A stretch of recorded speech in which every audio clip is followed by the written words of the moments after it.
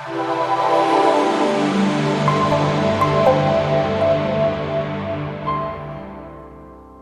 I think we have an intro right here. Let's just talk about enemy of the state, guys. Come on.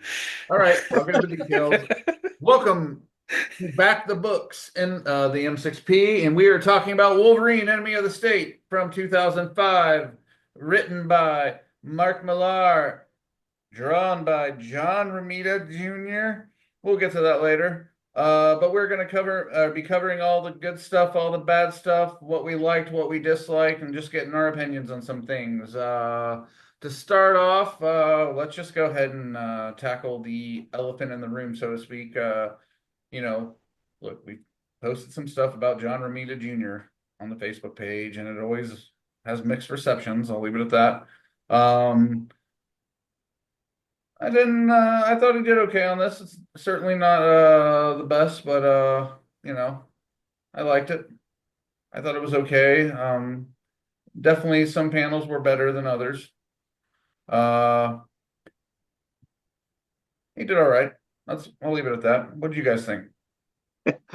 I think that's a very fair assessment, Darrin. He Thank did you. all right. And he's hit or miss as always. I liked most of it. I thought it was interesting. I didn't notice till I was rereading it this time.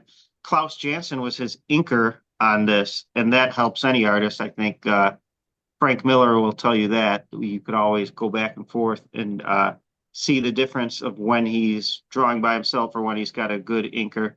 I think for his early career, John Romita Jr. used his dad that helped him out, John Romita Senior. So, but I think he's a good storyteller. The panel to panel, you knew what was happening more than I still feel like he's got trouble drawing the ladies. Like there's not an attractive woman in a John Romita Jr. book unless you like square heads, but people do.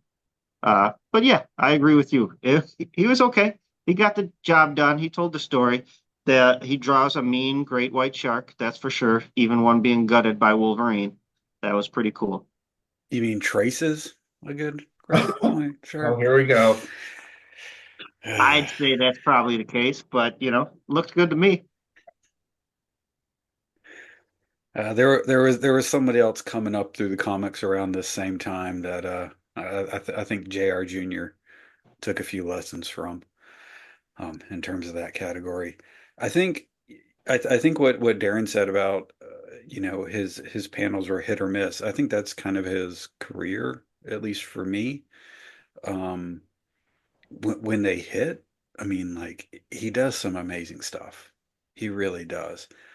But then sometimes it's just there's no energy to the scene. It's everybody like a lot of times his hands look like the sausage fingers hands from Everything Everywhere All at Once. You know, where they go to the world where everybody has sausage fingers. Like that's the way his hands look. But I mean, in this one, like there's like one of the first panels or one of the first pages is Wolverine just standing in the rain when he first gets to Japan. Breathtaking. That's an amazing panel. And then there's a couple panels towards the end. I can't think of them off the top of my head, but I mean there are some really good panels in this book.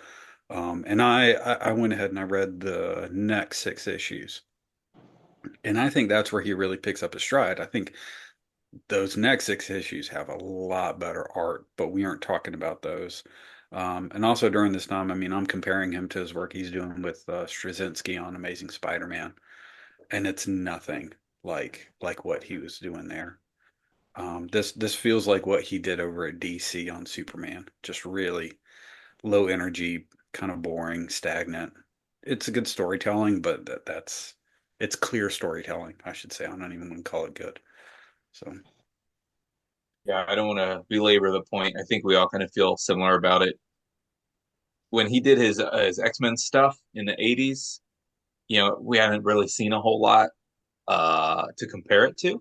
So now when you're doing those same caricatures, the same stiff movements when everyone runs just like that. Everyone flies looking forward just like that. It just can't it doesn't stand up. You have to, as an artist, you have to continue to grow and evolve.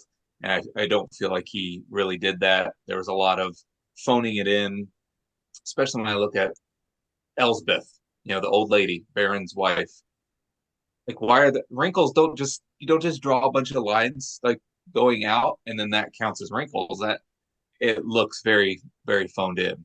Doesn't mean that the man isn't a legend, but I don't think this is his best work that he's done. For, like Kevin said, such an excellent story. It kind of, you got to put some respect on the name of Wolverine, Enemy of the State, and it probably could have done better with a different artist. Good stuff. I think moving on, of course, one of the things I enjoyed was kind of the choice. Millar limited the choice of characters that Wolverine got involved with, attacked and whatnot throughout this, as well as, all the additional side characters. For me, I felt like almost Nick Fury was a weird narrator in a sense throughout this. I really enjoy, yeah, in a way, I don't know, maybe I'm off a little bit just talking about the situation from Shield's standpoint. Um, it seemed like a thriller. I mean, obviously, like a serial killer almost just on the loose after everybody, after everything. But it was with superheroes, which was really, really cool. Um, I really, though, back to what I initially started with, I really enjoyed the choice of characters. I enjoyed the battle with the Fantastic Four. I enjoyed the battle with Daredevil. I enjoyed Elektra's tie-in. Um, I don't know. What do you guys think? Compared to some of his previous works too, with like Civil War and things like that, like it was much more condensed to a degree. This was after Civil War, or was this was prior to Civil This is War? Prior. before. Yeah, Yeah, yeah. Um, I think that it's interesting. You see a lot of the Mark Millar things that he likes to do over and over again, like you talked about Elspeth and how she was created for this. Gorgon was created for this. All of these super unbeatable characters that have been around for 100 years, but you just never heard of them until now, and they're the most evil versions. It was also very over the top. Like it's hard for little moments to hit when everything's a big giant explosion of multiple buildings blown up and thousands and thousands of people being killed by Wolverine. I thought it was interesting. It's what could happen should Wolverine decide to go bad. Uh, and it was fun at times for sure. But compared to Mark Millar's other stuff, I don't know. I think it was okay, but it wasn't my favorite Mark Millar story. How about you? I think as the resident cynic, um, I really don't like a lot of Mark Millar stuff because his writing is so cynical. When I read a comic book, I'm wanting to escape even myself, in my own cynicism. So I think, he's a bit of an edgelord, as we've seen, especially with some of his solo stuff or his stuff outside of mainstream comic books. Um, this just didn't really connect with me. I didn't feel like there was any real heart. It was Wolverine, Enemy of the State, but I didn't feel like even Wolverine was the main character. I had a hard time figuring out who the main character was, who was the emotional arc of the story. And I will say this again, cheating going into the next arc, I feel like he did pick that up with Wolverine on the second half of his run here, with Wolverine being introspective and dwelling on what he did in these 6 books. And I needed a little bit more of that. I needed a little bit more of the emotional turmoil and the fighting back and forth. And I don't feel like there was really that. Um, some of the fights bothered me. Wolverine takes out the Thing with uh, with 3 claws to the shoulder, and the Thing is down. Like, that doesn't make any sense to me. Um, I don't know. A lot of it just doesn't. I felt like we kept on getting told how, and I'm sorry, you're going to have to bleep this probably, how badass Wolverine is, but I didn't feel like we were really showed. We kept on getting told that, and then he gets his butt kicked by Human Torch and Invisible Woman, and then he gets his butt kicked by Daredevil. That's you're telling us one thing and you're showing us something completely different. Yeah. Um, Also, I mean, that whole fight with Daredevil, the way the sword penetrated through his chest, he's got adamantium skeleton. It wouldn't go through there, man. That ninja sword would have broken off like it was coming directly through his sternum. That annoyed me so bad. Also, there's no way Daredevil is kicking, 300, 400 pound Wolverine, metal skeleton off of him. I know Daredevil's amazing, but he's not doing that. I'm sorry. That irritated me too. Yeah, I think this is a great story for, I mean, think about, I mean, we're all about the same age. So when you're 9 years old, you got all your Toy Biz figures, put them all against Wolverine and figure out how that works out. Who doesn't want to see that?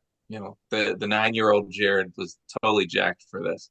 Was it executed perfectly? No, definitely wasn't. You do have to write those scenarios in order for Wolverine to overcome a lot of those characters. How are you going to beat? How's he going to beat Invisible Woman? How's he going to beat Storm? How's he going to beat Jean Grey?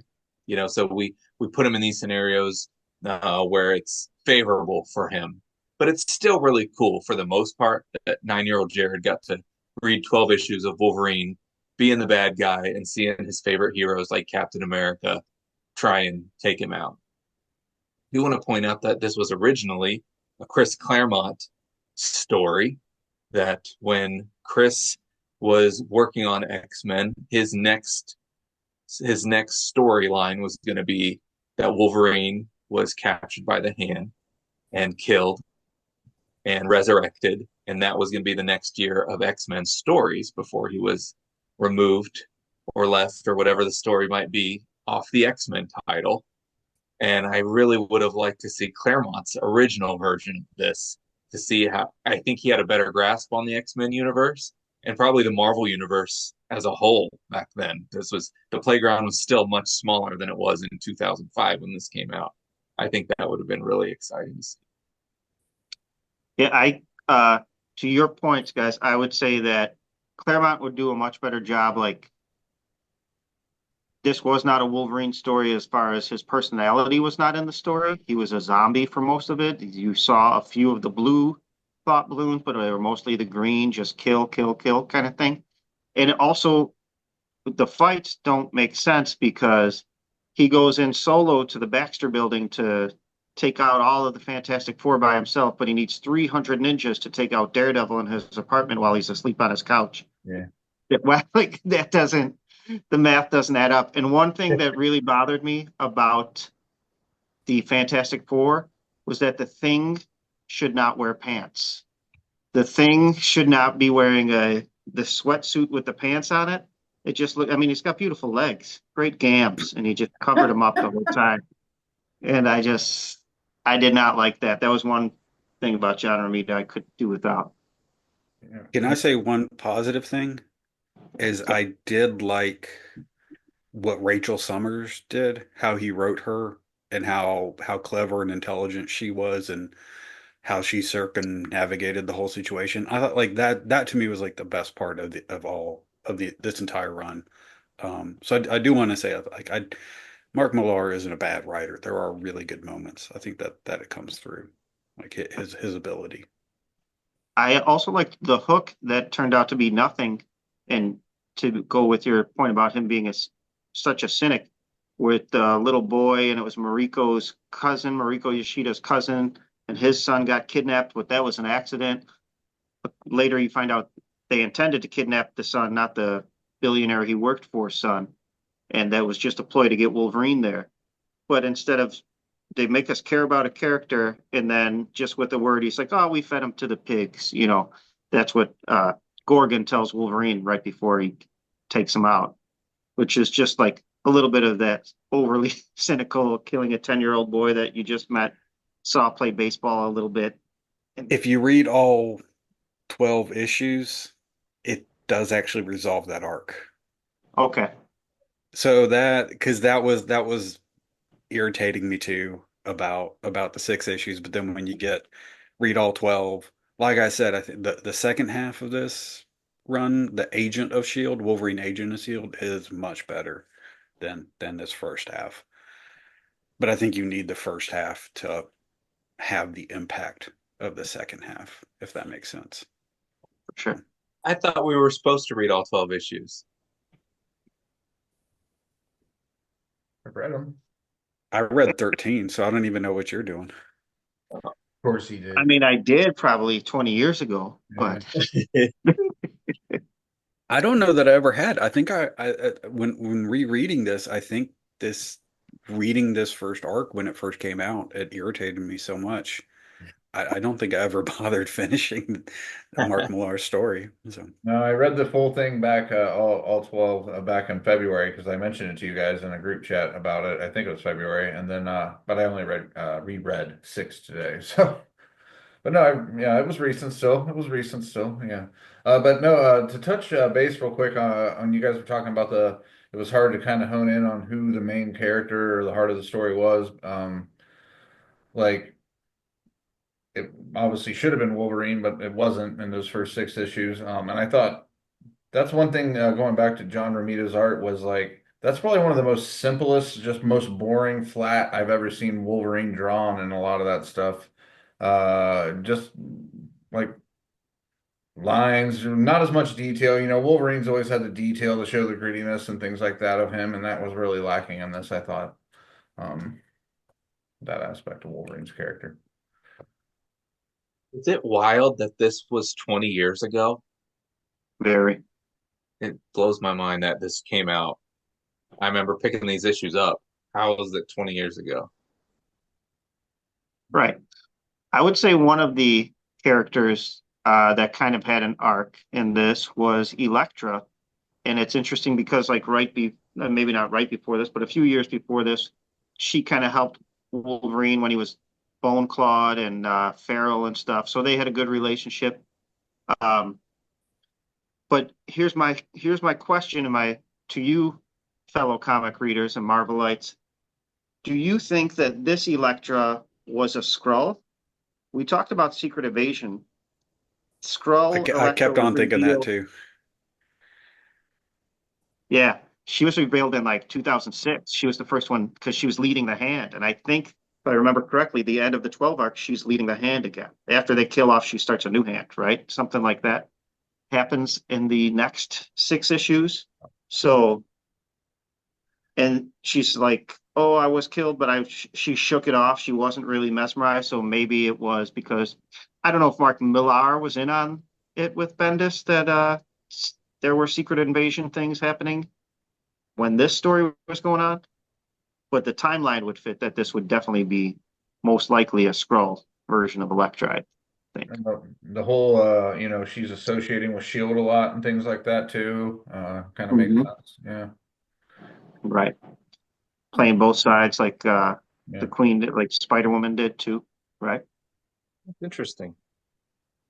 Yeah, I'm not going to give Mark Millar that much credit because that was one thing that I I needed that like Elektra has this tie to Wolverine from that period where he went feral Right. post the first attempt to to get his adamantium back off.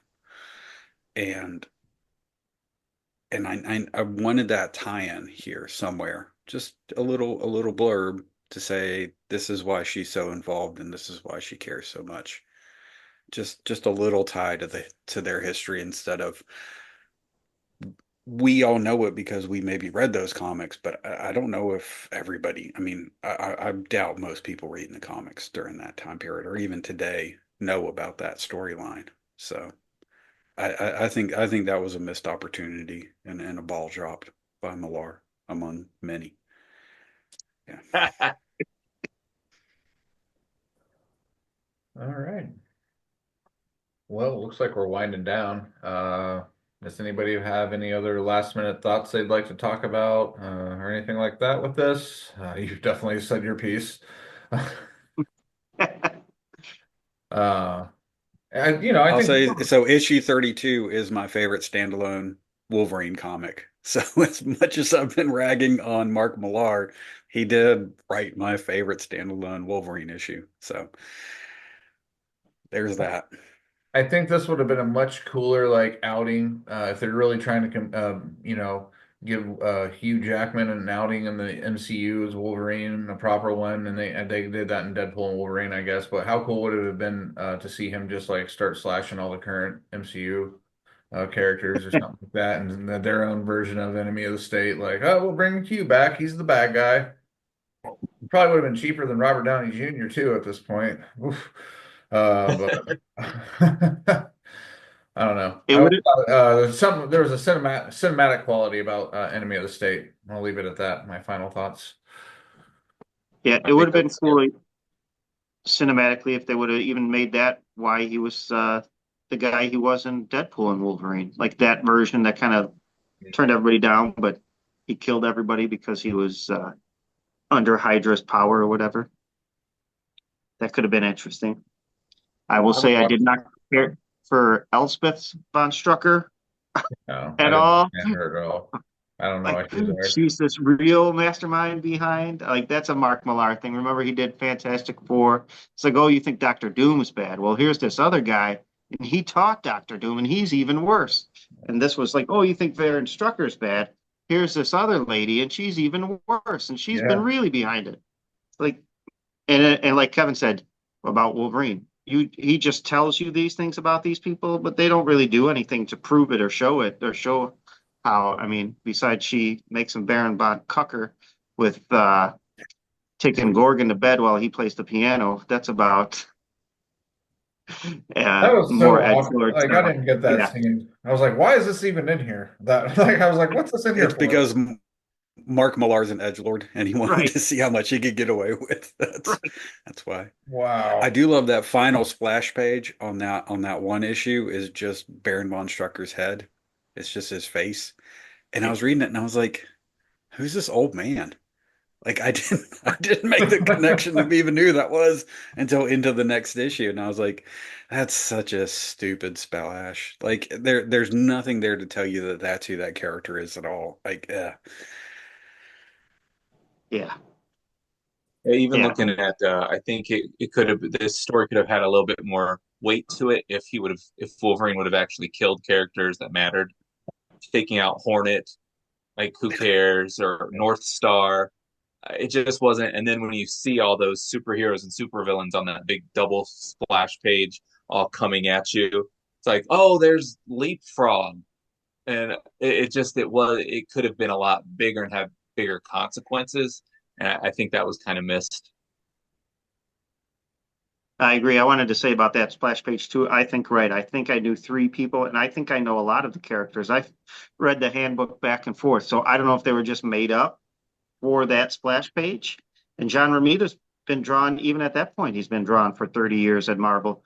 He can throw in people that he made and that he, but it was just nobody. It was North Star. He killed North Star. That was it. That was the big one.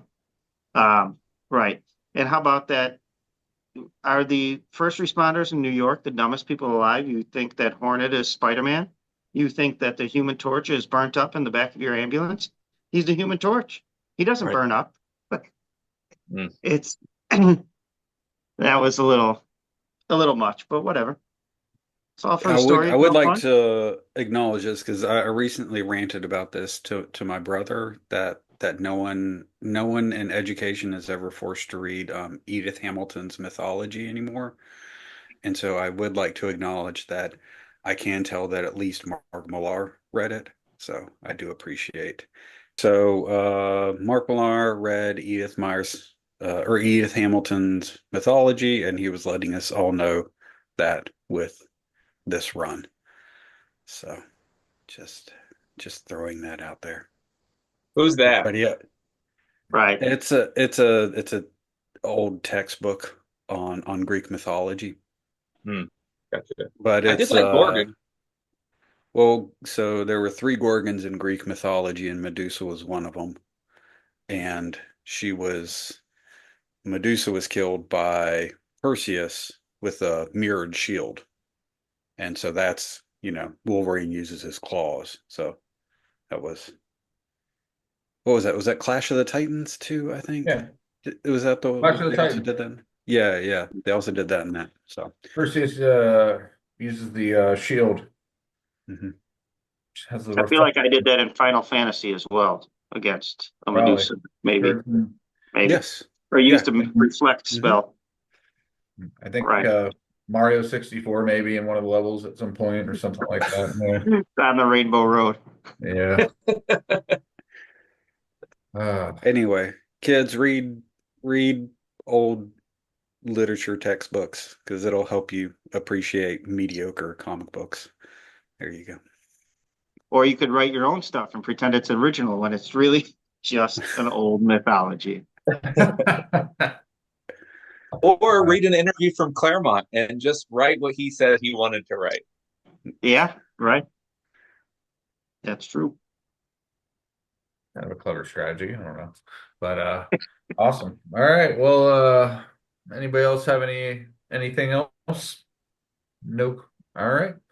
Well, thanks for joining us. Make sure you like and subscribe to the M6P on all the things. Check out our buddy over here, Hydro Man ran on his stuff as well. And until next time, make yours the M6P.